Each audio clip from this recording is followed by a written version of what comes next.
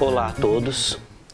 No vídeo de hoje eu pretendo apresentar muito brevemente o texto A Economia Moral da Multidão Inglesa no século XVIII, do historiador britânico Edward Thompson. Edward Thompson é um historiador ligado a um movimento conhecido como Nova Esquerda Inglesa, que surgiu principalmente a partir dos acontecimentos de 1956, mais especificamente a invasão da Hungria pela União Soviética e o discurso secreto de Khrushchev, em que se denunciavam os crimes de Stalin. Até aquele momento, ser marxista britânico significava ser alinhado ao Partido Comunista Soviético. A partir de 1956, muitos historiadores marxistas, muitos teóricos intelectuais marxistas resolveram então romper com o PC britânico e que estava alinhado ao PC soviético, mas sem abandonar completamente o marxismo. E é nesse sentido, então, que nós vamos encontrar uma série de historiadores, tais como Edward Thompson, como Gareth Stedman Jones, como Christopher Hill, entre outros. E aí, nesse sentido, uma das principais características do Edward Thompson é se remeter aos textos da juventude de Marx para pensar o marxismo, para pensar a realidade social a partir de um ponto de vista marxista e incorporar as questões culturais de modo a superar uma visão ortodoxa estritamente economicista e de caráter reducionista da realidade histórica. E é nesse sentido, então, que a gente deve entender este texto. Ora, ele começa apresentando, um problema, ou seja, as rebeliões, as revoltas, os levantes do século XVIII, principalmente em função dos altos preços dos cereais, como o trigo, a centeio, aveia, a cevada, entre outros. Certo? Que era basicamente o principal alimento dos pobres. E aí o que acontece? A maioria dos historiadores britânicos não só dava uma explicação de caráter econômico, mas dava uma explicação de caráter econômico extremamente crua, extremamente reducionista. Aquilo que Edward Thompson chama de explicação espasmódica, ou seja, tem falta de alimentos, as pessoas ficam com fome e as pessoas se revoltam. Certo?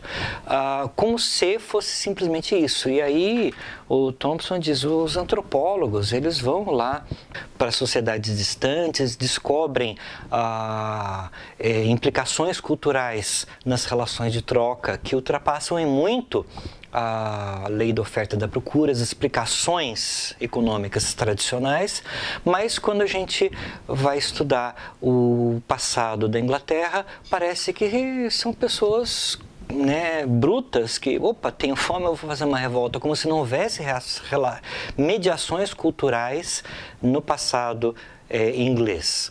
E aí exatamente isso que o Thompson vai argumentar. É claro, ele não está descartando a relação entre a carestia e as revoltas populares, mas ele está dizendo existe algo a mais, e esse algo a mais é uma economia moral. E aí, nesse sentido, o Edward Thompson cunha um termo, a economia moral da multidão. A tradução em português utiliza a palavra motim como tradução para riot. Eu particularmente prefiro rebeliões, levantes, enfim, porque a palavra motim, ela pressupõe uma hierarquia e nós temos os amotinados. Essas rebeliões, elas, claro, elas são rebeliões populares contra as autoridades, mas não necessariamente contra as autoridades, mas contra determinados atores sociais que são considerados em determinado momento os vilões da alta de preços. E aí, nesse sentido, o que é que o Thompson argumenta? Assim como a questão do trabalho, a questão dos salários, dos baixos salários, a longa jornada de trabalho, vai constituir o quê? O principal referencial para os movimentos sociais na Inglaterra no século XIX, as altas de preço dos alimentos, elas vão constituir o principal referencial para a compreensão dos levantes, dessas insurreições populares no século XVIII. E aí isto está ligado a algo que ficou conhecido na história da Inglaterra como The Corn Laws, tá? As leis dos cereais, as leis em inglês a palavra corn, hoje em dia nós traduzimos como milho, mas no século XVIII, no século XIX, se entendia a palavra corn em um sentido mais geral. Ela era aplicada a cereais de maneira geral, principalmente os cereais utilizados para a fabricação de pães. E aí veja o seguinte, nós temos, né, essas Corn Laws que são promulgadas no século XIX e que visavam o quê? Que visavam criar impostos de importação, principalmente do trigo, mas não só do trigo, de cereais em geral, né? Para, com isso, garantir o quê? Garantir o lucro aí dos proprietários rurais produtores de trigo, estimular a produção de trigo local, aumentando as tarifas de importação. E é claro, quem é que saía perdendo com isso eram os consumidores, que acabavam tendo de comprar esses cereais a preços mais altos, e principalmente os mais pobres. Por quê? Porque o cereal era a base da alimentação das camadas populares. E aí as Corn Laws, elas tiveram um impacto muito negativo, um impacto social muito negativo e foram revogadas depois. Mas, elas foram promulgadas entre 1815 e 1846, mas depois elas foram revogadas. Mas elas têm uma história, ou seja, as leis que protegiam, que regulavam os preços dos cereais, elas datam lá desde o século XVI. E no século XVIII, né, nós vamos encontrar, por exemplo, o Ato de 1773, que regula a importação e exportação de cereais. E aí, nesse sentido, os cereais, né, é como se fosse uma antecipação das Corn Laws do século XIX, mas que garantia, na qual existiam dispositivos que não permitiam a alta excessiva de preços. Isso faz parte do quê? Isso faz parte de uma política paternalista que é comum no século XVIII. Só que, ao mesmo tempo que existe essa política paternalista no século XVIII, existe também o quê? O avanço de teorias liberais, que pregavam a não interferência do Estado na economia e pregavam o quê? Pregavam a liberdade de comércio e, basicamente, né, a gente lembra a riqueza das nações de Adam Smith.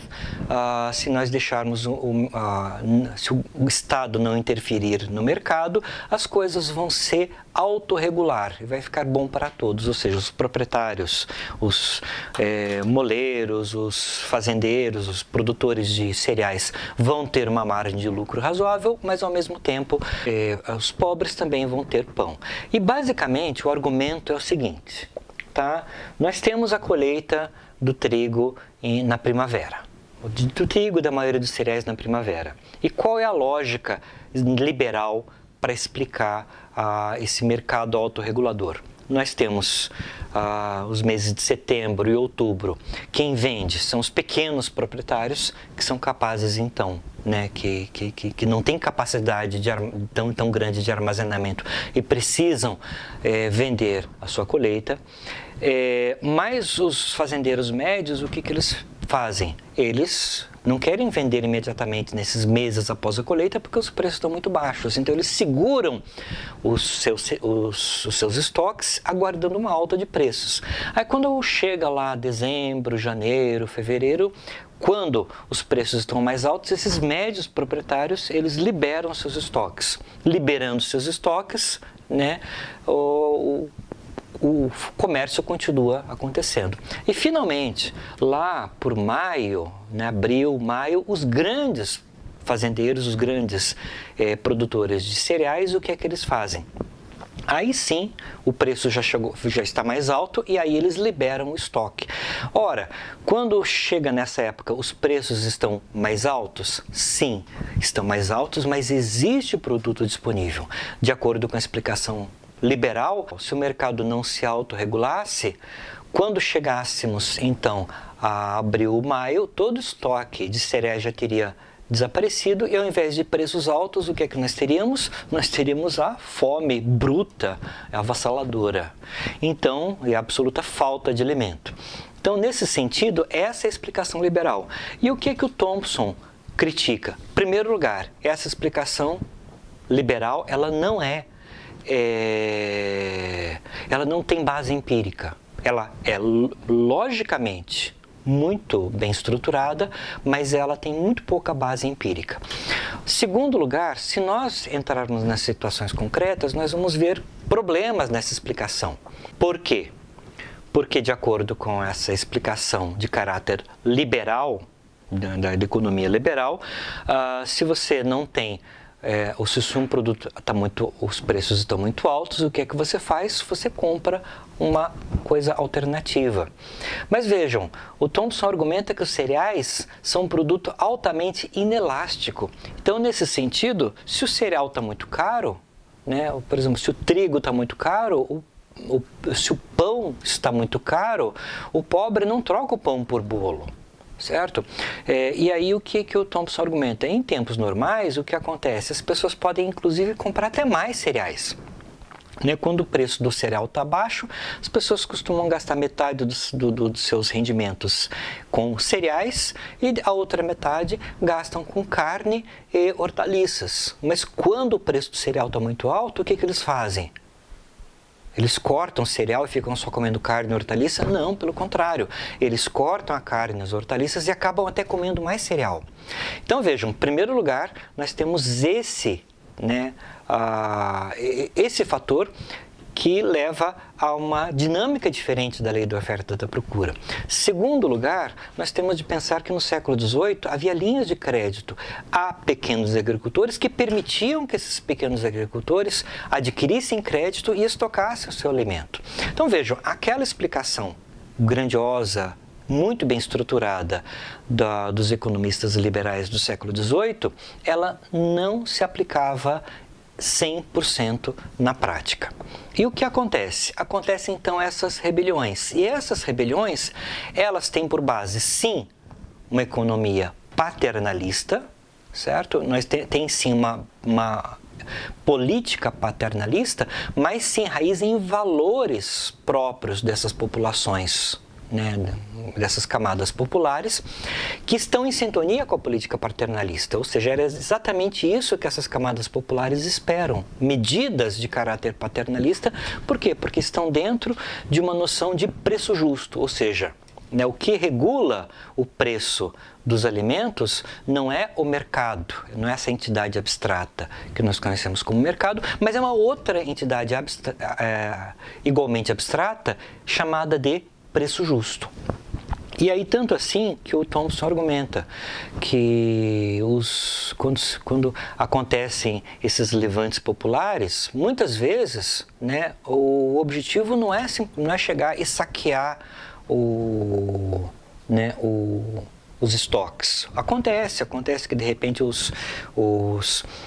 esses levantes populares atacavam uma fazenda, atacavam um carregamento no meio da estrada, atacavam um moinho e exigiam: ou você vende para nós bem baratinho, ou você vende esse estoque para nós pelo preço justo, ou então nós saqueamos a carga. Certo? Então esses levantes realmente aconteciam e eram levantes que, né, sim, aconteciam porque as pessoas estavam passando fome, mas aconteciam também por uma questão de uma economia moral da multidão do século XVIII.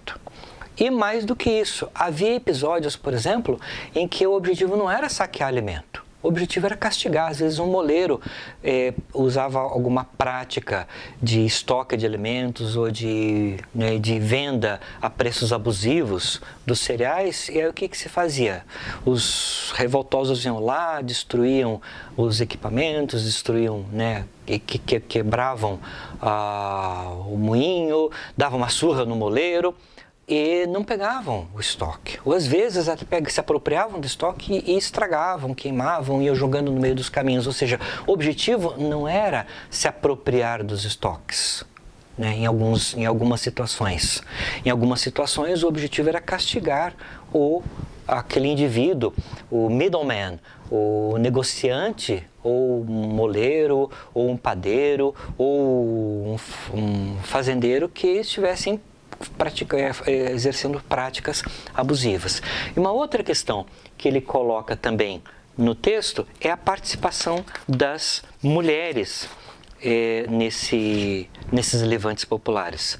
Ele diz o seguinte, ele cita o tempo todo o texto do Thompson, ele é intercalado com citações de documentos de época. Mas um desses documentos é muito revelador. Ele diz o seguinte: um grupo de mulheres foi até o moinho de vento de Gosden, onde, atacando o moleiro por lhes ter fornecido farinha escura, elas se apoderaram do pano com que ele estava peneirando a farinha, segundo as instruções da lei do pão, e cortaram-no em 1000 pedaços, ameaçando fazer o mesmo com todos os utensílios similares que em futuras tentativas ele pudesse utilizar para o mesmo fim. Mais tarde, a líder amazona dessa cavalgada de saias pagou para as companheiras um guinéu de drinks na taverna Crabtree. Tá? Essa é uma citação. Mas vejam, aquilo que... essa é uma citação logo no início do texto. Mas vejam, mas o que Thompson quer dizer com isso é que não eram casos isolados. Ele diz o seguinte, no início da parte 6 do texto, ele diz o seguinte: quem começava os motins era, com bastante frequência, as mulheres. Sabemos que em 1693 um grande número de mulheres foi ao mercado de Northampton com facas afiadas nas cintas para forçar seus próprios preços na venda de cereais. No motim contra a exportação em 1737, em Poole, relata-se: a multidão consiste em muitas mulheres e nos homens que lhes dão apoio. E todos juram que se alguém molestar uma das mulheres com suas atitudes, vão sublevar um grande número de homens e destruir tanto os navios como as cargas. A turba foi incitada a se rebelar em Stockholm, Durham, em 1740, por uma dama com uma vara e uma trompa. Em Haverfordwest, Pembroke, em 1795, o antiquado juiz de paz, que tentava, com a ajuda de seu curador, combater os mineiros de carvão, reclamou que as mulheres estavam assumindo áreas de homens e eram parte das fúrias.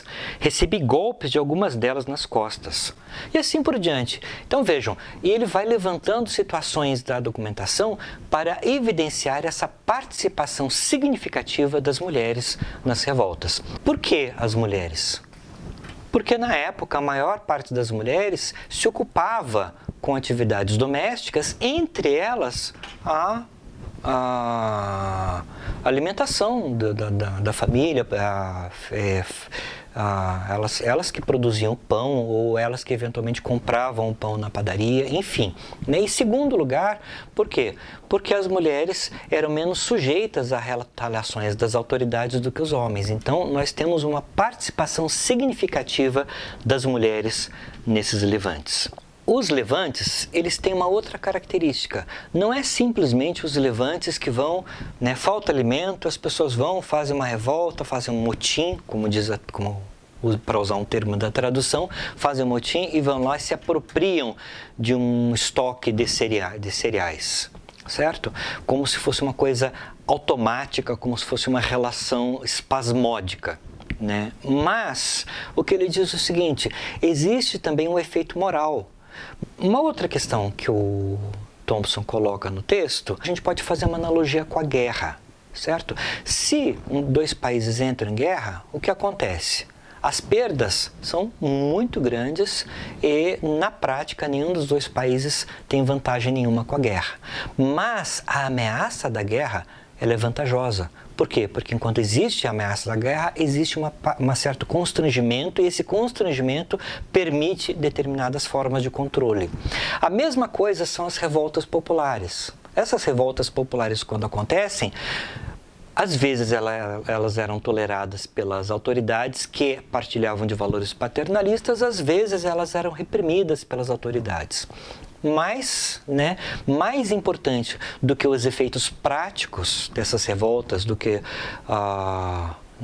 os saques que eram obtidos, mais importante do que isso era o efeito moral que essas revoltas tinham. O efeito moral de produzir um certo temor entre produtores de trigo, entre moleiros, entre padeiros e principalmente entre negociantes de cereais, que eles sabiam que se eles elevassem excessivamente os preços, eles sofreriam as retaliações das turbas enfurecidas, certo?